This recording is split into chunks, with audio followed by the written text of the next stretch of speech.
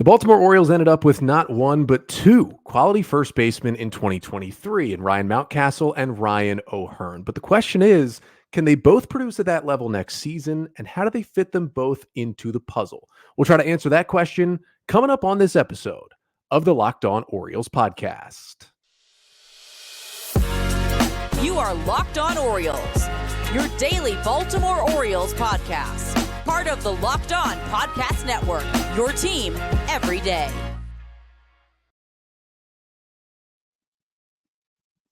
Today is Wednesday, October 18th, 2023, and welcome back into the Locked On Orioles podcast, part of the Locked On Podcast Network, your team every day. As always, I'm your host, Connor Newcomb, and I am joined today by Brendan Mortensen of MASN. We will get to him in a second. We're going to talk about Ryan O'Hearn and Ryan Mountcastle. But first, this episode of the Locked On Orioles podcast is brought to you by FanDuel. Make every moment more. Right now, new customers can bet $5 and get $200 in bonus bets guaranteed. Visit FanDuel.com/LockedOn to get started today. So we bring in Brendan Mortensen. I'm sure you've seen him, heard him talking all things Orioles on many different platforms over at the Mid-Atlantic Sports Network. He's been on this podcast before. And Brendan, welcome back to your first off-season edition, at least this off-season of the Locked On Orioles podcast. Yeah, good to be back. Unfortunate that we're talking a little bit earlier than we hoped in October, but still good to be back nonetheless. Yeah, the goal was for this conversation to happen in mid-November. Right. And not mid-October. That was the goal, that none of these kind of episodes would happen until November, but it is what it is. Before we get into what we're going to talk about, I wanted to pose this to you because I've been floating this through my head. Is it making you feel any better about the Orioles that the Rangers just seem like they're an absolute buzzsaw and no one's going to stop them at the moment? A little bit. Yeah. I mean, it kind of seems like right now the Rangers and the Phillies are just the buzzsaws of the playoffs. What doesn't make me feel better is the fact that the Rangers now have a 7-game winning streak to start the playoffs here, which is the second longest behind the 2014 Royals. And the Orioles just happened to run into both of those teams. So that doesn't make me feel great that the Orioles are now 2 for 2 in catching some of the hottest teams in baseball history in the playoffs. So sure wish that wasn't the case. But yeah, I mean, the Rangers are a really good team and the Orioles ran into them at the wrong time, which is unfortunate. Yeah, let's try to run into a bad playoff team next year. That'd be nice. Yeah, all those bad playoff teams. Yeah, give me the Blue Jays next year. Hopefully no Blue Jays fans are listening to this right now. But we are here to kick off our 2023 season review series where we're going to basically go through every Orioles player who made some kind of impact on the 2023 team, and at least at this point is either still on the team or has a chance to be brought back by the Orioles in 2024. 2 or 3 players on every single episode that will review their seasons and talk about what their outlook could be for 2024. And today is the first base episode. We're going to talk about both the Ryans, Mountcastle and O'Hearn. And we're going to start with Ryan Mountcastle, who had one of the bigger roller coaster seasons of the year for this Orioles squad. But Brendan, I posed this to you to kind of start this conversation. When you look back on the 2023 season for Ryan Mountcastle, his third full season in the big leagues, what do you think is the number one thing you'll remember about his year? Well, the number one thing is just that he got luckier. The balls that he was hitting hard a year ago didn't fall at all. And this year, the balls that he was hitting pretty hard were actually falling in the right places. I mean, last year, his expected batting average was at 277. And the just kind of surface numbers, the batting average for Ryan Mountcastle was not very good. His expecting batting average was actually lower this season than it was a year ago, but his batting average jumps by 20 points. So the biggest takeaway is just that I think I expected a bounce back from Ryan Mountcastle this season, given how last season went, and it was a pretty drastic improvement. The other biggest takeaway for me as well is how drastic the splits were this year. Against right-handed pitchers, hit just 235 with a 291 on base percentage, only slugged 349 for a 640 OPS in 300 plate appearances. Against lefties, of course, he was one of the best hitters in baseball against left-handed pitchers with a 338 batting average and on base percentage close to 400, slugged 655 with an OPS over 1,000. So, we're going to talk about Ryan O'Hearn in a little bit. But nice to see Ryan Mountcastle's actual numbers get a little bit closer to his expected numbers, and really nice that the Orioles happened to find a pretty solid left-handed hitting first base option to balance out those pretty drastic splits that Mountie showed this year. Yeah, I wanted to just kind of read out his full stats from the season. Mountcastle in 115 games this year, 470 plate appearances. Hits 270 with a 328 on base and a 452 slugging. Had 18 homers, had a 780 OPS and a 114 WRC plus on the season. Also about an 8% walk rate and a 23% strikeout rate for Mountcastle. And what was pretty impressive is the average, the on base, the strikeout percentage, the walk percentage, and his average exit velocity this year were all career highs for Mountcastle in terms of full seasons. He beat all those numbers in 2020, but 2020 is when he came up halfway through an already shortened season and basically had like a really good 5 weeks essentially there. Right. And that kind of counted towards a full-ish season, but we're not really calling that a full year. So in terms of full seasons, this was probably Mountcastle's best. Now for me, what I will remember is pre-vertigo and post-vertigo Ryan Mountcastle. That seems to be how his season was split this year. I mean, Mountcastle, now he started the year off hot, right? He had the 9 RBI game against the Athletics where he hit the grand slam, and yeah, it's the Oakland A's, but still it was a good start to the season. And then he really started to tail off. And in May, I mean, we were looking at Mountcastle and going, like, what's going on here? He's not seeing the ball. I mean, he's an automatic out against righties in May, and he wasn't even hitting lefties that well. He wasn't hitting the ball as hard, and it wasn't like that stuff you talked about in 22 where it was like, here goes Mountcastle again. You know, a 105 line drive off the bat is right into the shortstop's glove. Here goes Ryan Mountcastle again. Like, he was not looking good. And then in early June, he goes on the injured list, and eventually they call it vertigo, and he misses a long time. Like, he basically didn't come back until the All-Star break. But these are the pre and post vertigo splits for Ryan Mountcastle. Basically the same amount of plate appearances on both sides of the splits. Before vertigo, he hit 227 with a 264 on base and a 421 slugging. After vertigo, he hit 326 with a 407 on base and a 492 slugging. His walk rate went way up. It more than doubled after the vertigo. His strikeout rate went down. And the funny thing is, he hit the ball just as hard in both splits of the season. It's just his plate discipline and his ability to see the ball was so much better when he came back that you are almost dig into the numbers and you literally go, he had to have been seeing the baseball better. And then when you line it up with, he had vertigo and said he was seeing 3 baseballs when he was dealing with it, it's almost a situation where it's not really an injury. I'd say it's more of an illness. But when you line up a guy's injuries directly to his struggles, I don't think there's a bigger correlation in baseball this year maybe than what exactly happened to Ryan Mountcastle right there.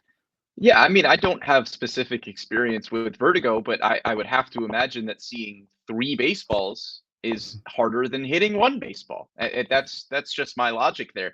But yeah, it was weird. As you kind of mentioned, we were all looking at Ryan Mountcastle down, the kind of middle stretch of the first half of the season going like, why isn't he good?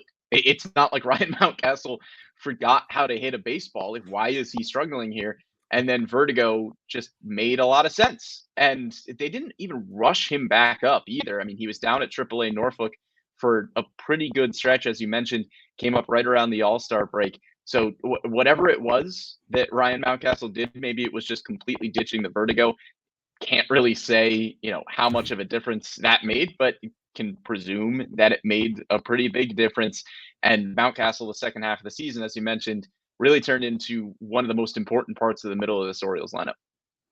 Yeah, and you mentioned the crushing the lefties. I mean, he hits 338 against left-handers this year, which is just insanity. And when you look at the splits, he had, because he was still playing every day, I would say for most of the season, there was certainly a time in there where he was platooning with O'Hearn. And when he first came back right after the All-Star break, Hyde wasn't putting him in there every single day. But generally, he was still playing against a lot of righties. I mean, he had, close to double the plate appearances against righties than he did against lefties, just because that's what happens to an everyday big leaguer. Yeah. Yet 12 of his 18 homers came against left-handed pitching this year. So all the average, all the power, pretty much everything came against lefties, had over 1,000 OPS, a slugging percentage over 650. His strikeout rate was only 18% against lefties. And for a guy that strikes out a lot, that's like really, really good for today's baseball to be under 20%. He just dominated left-handers. But the fact that he hit well enough in the second half against the righties too meant that Brandon Hyde could kind of place him back into the lineup. And I think at the end of the day, it ended up being a season that had a lot of turmoil for him, but I think I would call a successful season for Ryan Mountcastle because by the end of the year, like the numbers look better than they had in his career since that shortened rookie season.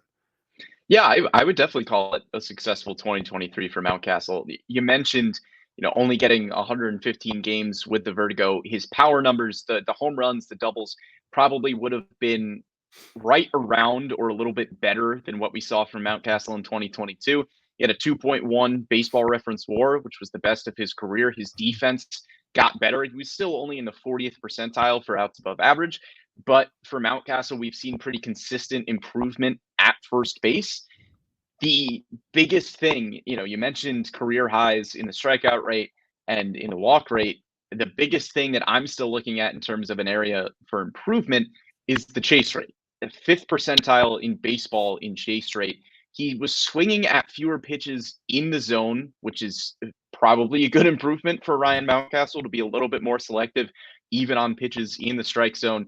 And he was hitting pitches that were thrown in the strike zone at a higher rate, which is great.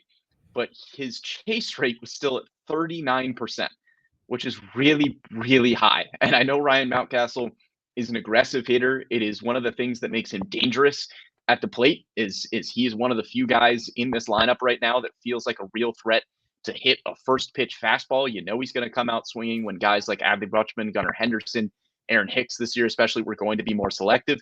So Mountcastle, a good threat in that way. I would still like to see moving forward Ryan Mountcastle still be a little bit more selective, tone down the aggressiveness a little bit, find the right balance there, because being in the 5th percentile in chase rate, while the walk rate and strikeout rate were career bests, it's still not really a recipe for a ton of success at the plate. Yeah, the walk rate being a career best doesn't mean he doubled it or anything. It got slightly better, it was a career best over a still not great walk rate before that. Exactly. Yeah. And it just tells you how much he'd been chasing in the past, that I kind of feel like he had an improvement in the chase rate this year. He was a little more selective, and it was still sometimes where you go, hey, Ryan, that slider was in the other batter's box, buddy. And he's just, and it was good because he made more contact in the zone, which makes it easier to roster a player like that and start a player like that. But as you said, it can be a little bit rough. Now, the other first baseman we're going to talk about today, in Ryan O'Hearn, actually was also not super selective, but kind of like Mountcastle, O'Hearn drove everything that he got in the strike zone. We're going to break down Ryan O'Hearn's breakout 2023 season coming up right after this. But first, this episode of the Locked On Orioles podcast is brought to you by FanDuel. Now, sadly, we've talked about this. The Orioles are no longer in the postseason, but still, October baseball is back, and you can make your postseason debut with FanDuel, America's #1 sportsbook. Join FanDuel today, and you'll get started with $200 in bonus bets guaranteed when you place your first $5 bet. Just visit FanDuel.com/lockedon to create your new account, and then you can get on the action from the first pitch until the final out. Bet on everything from strikeouts to homers to who will win the game. And if you don't want to wait the whole game to get a W, predict what will happen in the next at-bat with quick bets. So head on over to FanDuel.com/lockedon right now. Step up to the plate this postseason with $200 in bonus bets guaranteed. Make every moment more with FanDuel, official sports betting partner of Major League Baseball. So a recap in the seasons of the Orioles' two first basemen, Ryan Mountcastle and Ryan O'Hearn, on today's episode. Brendan Mortensen is with us from over at MASN. We just talked about Mountcastle. Now let's go to O'Hearn. I don't think anyone would have been super surprised if at the beginning of the year you told them these would be Mountcastle's numbers. He'd get a little better in these spots. He would need to improve in these spots. If you showed someone Ryan O'Hearn's numbers, what they would be in 2023, if we were back in spring training, they would have told you that you were crazy. So when you look at the just incredible breakout year for Ryan O'Hearn, and he gets, honored somewhat today by the Players Association, they put him in the top 3 for their Comeback Player of the Year award. What are you going to remember, especially if this kind of becomes like a one-hit wonder? What are you going to remember from this kind of unbelievable year from Ryan O'Hearn? Yeah, so honestly, my biggest thing with O'Hearn is kind of a symptom of what we were talking about last year with the rule changes. A lot of the conversations about, the shift going away were, what is it going to do for star left-handed hitters? Are we going to see star left-handed hitters batting average go way up? Is Bryce Harper not going to be shifted as much? Is he going to hit it here or there? I think the real conversation about that was what players turned from fringe roster guys to pretty good big leaguers, and Ryan O'Hearn was that dude. He got shifted over 80% of the time across 2021 and 2022, and his BABIP, his batting average in balls that he hit in play, was 291. His batting average on balls in play this year was 340. And he made some adjustments to his swing. We have seen the Orioles do this with players before. Aaron Hicks is a great example as well, where he comes over from the Yankees, where he really struggles, bounces back a little bit. I'm not going to say it's all the shift going away, but Ryan O'Hearn set unbelievable career marks, as you mentioned. Finishes the year hitting 289 with an OPS of 801. Didn't have an OPS above 650 in a season outside of his 44 games in 2018. So as you mentioned, we're going to see if this is kind of a one-hit wonder here for Ryan O'Hearn, but he looked completely different at the plate. He made some small swing adjustments here and there. He looked way more relaxed. He was standing upright a little bit more. And Ryan O'Hearn just completely turned a corner this year. Some of it was the shift, and some of it was just some adjustments he was making. But we'll see what 2024 has in store for Ryan O'Hearn, and if he's going to look more like his 2023 version or more like the Kansas City Royals version of Ryan O'Hearn moving forward. Yeah, those last 2 years in Kansas City, I mean, last year he was kind of basically a pinch hitter for a bad Royals team. I mean, a 71 right. WRC plus in 2022, 68 when he was playing much more regularly in 2021. Like, he was really good his rookie year in 2018 in Kansas City and just never replicated that at all. So you knew it was somewhat in there, and he was a good hitting prospect coming through the system. But his final numbers with the Orioles this year, 112 games, 368 plate appearances. He hits 289, and he was right at 300. That was just because of an 0 for 23 slump to end the season was why he fell below 300. But 322 on base, 480 slugging, had an 802 OPS, 14 homers, a 118 WRC plus for O'Hearn.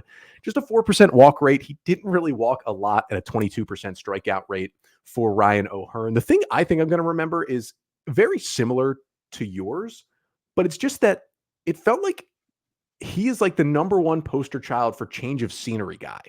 Like, yeah, I don't know how much the Orioles really did here. They definitely did something, but it was in O'Hearn before. Like, it's not like he was just terrible with the Royals forever and then he figured it out. Like, I don't even think this is like a JD Martinez, Max Muncy, Chris Taylor kind of situation where it's like you turned him into this sustained long-time all-star kind of guy. He was really good in 2018.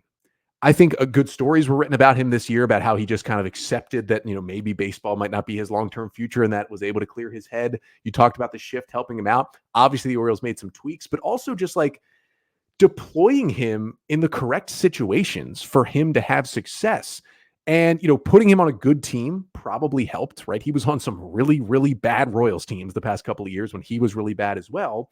Buying into all of that, having a good clubhouse, and also just hiding him from lefties. Like, I know the Royals did that somewhat last year, but they really hid him from everyone last year. I mean, he barely played. He only had 29 of his 368 plate appearances against lefties this year. Yes, he did hit 2 big home runs against lefties this season, but overall he hit 192 in those 29 plate appearances. So it's not like, you know, everyone was saying, let him play against everybody. Like, this might be why it's working. Like, he's hitting just about 300 against right-handers. Keep him in there. Now, the other thing for Ryan O'Hearn that I'm going to remember all year is he just hit the ball hard. Like, every time he went out there, he hit the ball hard. 51.5% hard hit rate, was 16th in baseball. He was one spot below a fella named Mike Trout. Unsure if you've heard of this Mike Trout fellow, but Ryan O'Hearn was one spot behind him, and his 91.9 mile per hour average exit velocity, 25th in baseball, was tied with, again, 2 players I'm not sure if you've heard of. Mike Trout and Fernando Tatis Jr. were both tied with Ryan O'Hearn. Unsure if you've heard of those guys. But yeah, don't really know those names, but people are telling me in my ear, producers are telling me in my ear, they are good. And so I'm just going to remember, like, maybe he didn't do the most damage, right? But when he got the bat on the baseball, good things generally happened for the Orioles this year. Yeah, not to have too many Ravens fans get angry at me, but it reminds me of Bill Belichick talking about player evaluation in the draft, where a lot of player evaluators will look at a thing that a prospect isn't good at and say they can't do this, this, or that. Whereas Bill Belichick's philosophy is they don't need to do everything. They just need to be good at the specific things that I need them to do. And as you mentioned, the Orioles put Ryan O'Hearn in a lot of good situations this year. Just 29 plate appearances against lefties, like you mentioned, hit 297 with an OPS over 800 against righties. And again, I don't know if this is a Ryan O'Hearn thing or if it was a Ryan Fuller, Matt Borg-Schulte thing, but his numbers against fastballs and breaking pitches this year is astronomically different than it was in 2022. So last season, he hits 266 against fastballs, and 174 against breaking pitches. This season, he hit 316 against fastballs and 243 against breaking pitches. His slugging percentage against fastballs went from a 313 to a 485 this year, and his slugging percentage against breaking pitches went from a 196 to a 476. That's a ridiculous jump for a guy that at the beginning of the season in spring training was in competition with Lewin Diaz, Franchi Cordero for the backup first baseman job. He was acquired just for cash from the Kansas City Royals. To have a 300-point jump in slugging percentage against breaking pitches in one season, again, I don't know if it's an adjustment that Ryan O'Hearn made or that Ryan Fuller and Matt Borgschulte made and the excellent Orioles hitting coaches there. Whatever it was, that's a really big jump, a 300-point jump in slugging percentage against breaking pitches this year. Yeah, and it wasn't even about like staying in against lefty sliders because he wasn't really facing lefty sliders. It was more about, hey, identifying a right-hander's curveball that he's trying to throw to your back foot, and instead of swinging through it like he did for 4 years with the Royals, he would spit on that pitch and he would lay off that pitch and he would say, throw me a fastball. And they would try to get a high fastball by him and he would punch one into left field for a double, or he would rope one down the line, or he would ground it through the hole where the second baseman usually would be in the shift. And instead it's a single for Ryan O'Hearn. And he just continued to do that all year. And it was very, very impressive. Now, of course, the big conversation, it's bigger for O'Hearn than it is for Mountcastle, is, okay, can he do it again? What does his role become in 2024 as these younger players with certainly, I would say, higher upsides than Ryan O'Hearn start to fill up this roster? We'll get to that as we look at the outlook for both these guys in 2024 coming up next. But first, this episode of the Locked On Orioles podcast is also brought to you by Bird Dogs. Now, you've heard me talk about the Bird Dog shorts on this podcast many a times before. They are my favorite pair of shorts that I own. I've got 3 pairs of them. They fit perfectly, even for like a tall, skinny guy like me. I finally found a pair of shorts that actually fits, actually feels good with their fabric, and actually looks good. But now you might be wondering, Connor, it's October. It's starting to get cold out there. Are you still wearing shorts? The answer is no, because the cold is not my friend. However, Bird Dogs have pants as well. That's right. It's not just shorts. It's pants too. And the Bird Dogs pants made of that same stretchable, cooling fabric, but they still keep you warm enough in the winter as well. So you can wear them outside. I wear them to sleep in sometimes. They're super, super comfortable. I'll still stock up on the shorts because, you never know when it's going to be 80 and sunny in a December day in Maryland, but the pants are super, super comfortable as well. So you can go to birddogs.com/lockedonmlb or enter promo code LOCKEDONMLB at checkout for a free Bird Dogs water bottle with your order. That's birddogs.com/lockedonmlb for a free water bottle at checkout. You won't want to take your Bird Dogs off. We promise you that. So we are back here with Brendan Mortensen of MASN talking Ryan Mountcastle and Ryan O'Hearn, the 2 Ryans who played some first base for the Orioles this season. And to finish things off here, Brendan, I want to just talk about what 2024 looks like for these 2 guys. And we can start with Mountcastle here because I believe this is going to be the shorter conversation. He's going to go into spring training with a spot in the lineup. Not exactly sure where that's going to be every day. It's going to be some first base. It's going to be some DH. He might not play every single day. He might sit against a few righties. But in general, he's going to be in there and a part of this team. I think for a time early this season when he was struggling, people were thinking, is he turning into a platoon bat? Like, I don't think so. He hits the ball so hard. He seems to be healthy. He seems to have whatever was going on back under control. And I just think the Orioles can't leave him out of this lineup, even with all the young talent coming up. I think he's got to be a part of this almost everyday lineup next season. Yeah, I mean, he's entering his age 27 season. He's under team control until 2027. We mentioned before that the platoon splits are pretty drastic, and he is way better against left-handed pitching. But I think if Ryan Mountcastle is healthy for a full 2024, we see him for 130 games. I don't see how Ryan Mountcastle isn't your everyday starter at first base. He is continuously getting better defensively at that spot.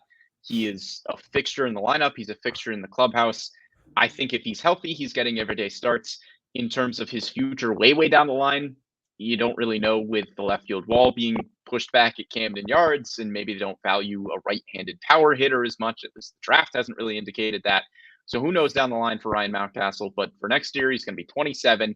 Should be in the prime of his career here. I think Ryan Mountcastle is going to play 130, 135 games. He should be a pretty consistent starter. Yeah, I think that's kind of the easy one to answer here. Now comes the hard part, right? What do the Orioles do with Ryan O'Hearn? Now, in terms of the situation, kind of here's how to lay it out, right? He comes up in 2018. He's pretty good. He goes 2019 through 2022 being terrible with the Royals. They tender him a contract, which was weird, and then still DFA him, and then trade him to the Orioles for cash, who then DFA him, keep him in the organization, put him in AAA to start the year, bring him up, send him back down, then finally bring him up for good in May, and his role just gradually increases to where, as long as there was a righty on the hill, O'Hearn was in the lineup every day for the Orioles. Now, he will come back to Baltimore, it seems, but he will be a free agent after 2024, I believe. So the Orioles have some decisions to make here moving forward. Now, he's not going to be super expensive. It's not a Santander situation where Santander, yes, is a free agent after next year, but he's going to be due 12 to 13 million in arbitration. And you start to have the conversation, are the Orioles going to try to deal him? The Orioles aren't going to try to deal O'Hearn. He's still going to be very cheap next year. But the question becomes, like, you've got Heston Kjerstad coming, left-handed bat, can play some first base, a lot of power. And you've got a guy like Kobe Mayo, who's going to be knocking on the big league door next year, who can play some first base and can fit into that corner infield spot. If you were given the power of Mike Elias and Brandon Hyde going into spring training next year, like, what would you have O'Hearn's role to be to start the season? And then where do you see him being by the end of 2024? This is hard. This is a really hard question for Ryan O'Hearn, because I think you look back at the 2023 season and you can legitimately say, where is this Orioles team without Ryan O'Hearn? Which is a wild sentence, but it's absolutely true. He's one of the 3 players in this lineup that gave you at least 75 games with an OPS over 800. He was a fixture in the middle of the lineup for a while when Ryan Mountcastle was injured, and down the stretch against right-handed pitching consistently. So it's hard to look at 2024 and say that Ryan O'Hearn shouldn't be a piece of the puzzle, because I think he absolutely earned that right in 2023. The question, as you mentioned, is the fact that the Orioles have Heston Kjerstad, who we know has been getting reps at first base. We don't know what his offseason looks like. I wouldn't be surprised if it's a lot of ground balls to first base, because the Orioles have an absolute logjam in the outfield, not even including, Colton Cowser at this point, who could come up and either be your 4th outfielder or down the line a starter. He's a top 15 prospect in baseball. You have more guys down the minor league system as well. I mean, Enrique Bradfield Jr. was your first round pick. There's a lot of outfielders here. So it wouldn't surprise me at all if Heston Kjerstad is looked at as kind of your prototypical left-handed power hitting corner outfield first base hybrid. Just put him wherever he fits. And Heston Kjerstad has a really high upside. You're going to want to give him at-bats. And one of the places you can give him at-bats is more than likely going to be first base. And it's definitely going to be designated hitter. And Ryan O'Hearn was your DH against righties this year. O'Hearn does have one minor league option left. I think if it's me at this point, Ryan O'Hearn, I think, has to start on your opening day roster in 2024. You can't leave a guy who hit close to 300 with an OPS over 800 off your 26-man roster to begin the season. I don't see that happening at all. But I also wouldn't be surprised if the leash is really short on Ryan O'Hearn. If he struggles for a month or so, Heston Kjerstad is right there. And it's going to be really hard to argue, especially what we have seen from Kjerstad in the brief sample size he had in 2023. It's going to be hard to argue to keep Ryan O'Hearn in the lineup over somebody like Heston Kjerstad consistently, especially when you have Connor Norby, who could get looks at DH next year, Colton Cowser, who could be up, Kobe Mayo, who could be up, Jackson Holliday, who could be up, Joey Ortiz, who could be up.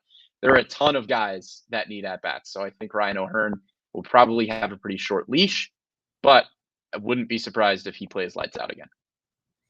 Yeah, on my episode yesterday, I ranked all 37 players currently on the 40-man and basically ranked them with, like, from 37 to 1, how big their impact will be for the future Orioles. And I put O'Hearn in a tier that involved other players that I called looking over their shoulder. I put Ramon Arias in that. I put Austin Hayes in that. And O'Hearn was for a different reason. Hayes and Arias were because their production is good, but I don't quite see it getting to the point where it's like they're in there every day. For O'Hearn, I just said his production was good enough, but he's in such a weird spot, and the position he plays and what the Orioles have coming up on this roster in terms of guys they think have higher ceilings, O'Hearn could end up being squeezed out for no good reason at all. That it's just, they have to get these guys up here. Now, what I do think will happen is we didn't see enough Heston Kjerstad to tell us, okay, he's definitely going to be on the opening day roster. I do think O'Hearn will be on the opening day roster, and Heston Kjerstad will start the year in AAA next year. And I actually think the leash will be a little longer than maybe a month for O'Hearn. But I do think if there are some struggles, and listen, it wasn't like a full-out onslaught for Ryan O'Hearn this year. Through the end of July, he was incredible. 138 WRC plus, had about a 93 mile per hour average exit velocity, was hitting the ball hard, was getting on base, was doing damage. August, September, and October, you combine those months to end the season, basically the final 2 months of the season, hit 267 with a 95 WRC plus. His average exit velocity went down 2 miles per hour, and he had just a 2% walk rate. So he basically wasn't walking, wasn't hitting a lot of home runs, and wasn't getting on base nearly as much. He was a below average big league hitter for the final 2 months of the season. So that's kind of how he's going into his offseason. He was still hitting the ball fairly hard, but it wasn't as good as the first half. So it's still really like 4 good months instead of one fully good season from Ryan O'Hearn. So that's something to have in your back pocket going into next year. Now, you obviously, unless something disastrous happens, you can't leave him off the opening day roster, and you can't not give him a shot early next year. And it's a guy who's done it before versus Heston Kjerstad. You still don't really know. He's still a young player. And so O'Hearn's going to get the benefit of the doubt for a while. But I do agree with you that there's going to come a tipping point next year. And it's funny because there's going to be a tipping point for a lot of positions next year. And that left-handed hitting first baseman, power hitter, DH, can play some corner outfield, which O'Hearn did at times this year and did kind of save the Orioles from a roster flexibility sense when he played a little right field and left field, although it wasn't the prettiest at times. He was kind of able to do it this season, which helped the Orioles and helped Brandon Hyde's roster flexibility. But it's going to be very, very interesting for O'Hearn. And it's going to be really weird if this ends with O'Hearn playing his last game for the Orioles in 2024, right? Like never playing again for the O's in 25. I think that's a very real possibility that he only plays essentially parts of 2 seasons with the O's. When you think about the big swings he had this year for the Orioles, all the big moments he was a part of, being in the middle of this order, it's just kind of what can happen to guys when you wait until, the 5th year of your career to really break out and you're kind of a cast off. The Orioles brought him in as depth and he turned into this really, really useful player. And now they're in a weird spot. But I think one thing we can agree on to kind of end this pod, Brennan, is that he can play his way into staying on this roster, not just next year, but beyond next year. Because if Ryan O'Hearn continues to produce early next season like he did early in 2023, they're not going to take him out of the lineup. Like the Orioles aren't going, they've shown this time and time again. They aren't going to favor the prospect just because he's a high prospect. If the veteran guy is producing, he's going to stay in there. And so this kind of is going to fall at the feet of Ryan O'Hearn. And basically, if you can do it again, you've got a spot here. Yeah, 100%. I look at the situation this year with, Joey Ortiz and Jorge Mateo. Jorge Mateo didn't have an awesome 2023 season, but Jorge Mateo provided a very clear benefit to Brandon Hyde and this Orioles team, which was a late pinch runner. You can start him sometimes against lefties. And, he's a solid defensive replacement late in games. Joey Ortiz filled a relatively similar role, but Joey Ortiz just wasn't able to crack onto the roster, even though he did everything that he needed to do, because Jorge Mateo had just carved out a role for himself. And I think Ryan O'Hearn can realistically do the same thing. If the OPS, it doesn't have to be 800. If the OPS is right around 750, 775, the WRC plus, the OPS plus are both at solid points, we could be looking at a situation in June where there are a bunch of guys in AAA Norfolk that are playing well. We could be looking at Heston Kjerstad, who is knocking on the door once again. Maybe a Kyle Stowers comes back and starts playing well again for the Tides. Terrin Vavra could do the same thing. There are a bunch of guys that kind of fill that left-handed hitting role that Ryan O'Hearn will be filling, that if O'Hearn just kind of keeps chugging along, he could just keep that spot. And he's only 30 years old. We're not talking about a speedy center fielder that hits 30 and falls off a cliff. Like Ryan O'Hearn could be a solid contributor for years down the line if the bat continues, because he's a left-handed hitting first baseman. Those guys stick around forever. So it's really just all on O'Hearn's shoulders. They're not going to push him out for a prospect just for the fun of it. If Ryan O'Hearn's playing well, he'll stay. Yeah, it's going to be up to him, and I have a feeling he can somewhat at least continue to keep this up with just the amount that he hits the ball hard, and as pretty as his swing is. That was one of the first things I noticed when he came over here was like, this guy's got something in there, and the Orioles obviously tapped into that. But Brendan, thank you so much for joining us here on our kind of first player review pod of the offseason. Before we go, let everybody know where they can find your work and what you got coming up over at MASN, as unfortunately we are already into the offseason here in mid-October, but I know you got a lot of stuff coming out over there. Yeah, you can find me personally on Twitter at Brendan Morty if you want to yell at me for my bad takes. And if you want to hear me on more podcasts, if you didn't get sick of my voice, you can find myself and Matt Bonaparte on The Bird's Nest. It's our weekly MASN All Access digital show, our Orioles podcast. We're on live Facebook and YouTube, 11 a.m. every week on Wednesdays, or you can catch us after the fact. Anywhere you find the Locked On Orioles podcast, you can find the MASN All Access podcast as well.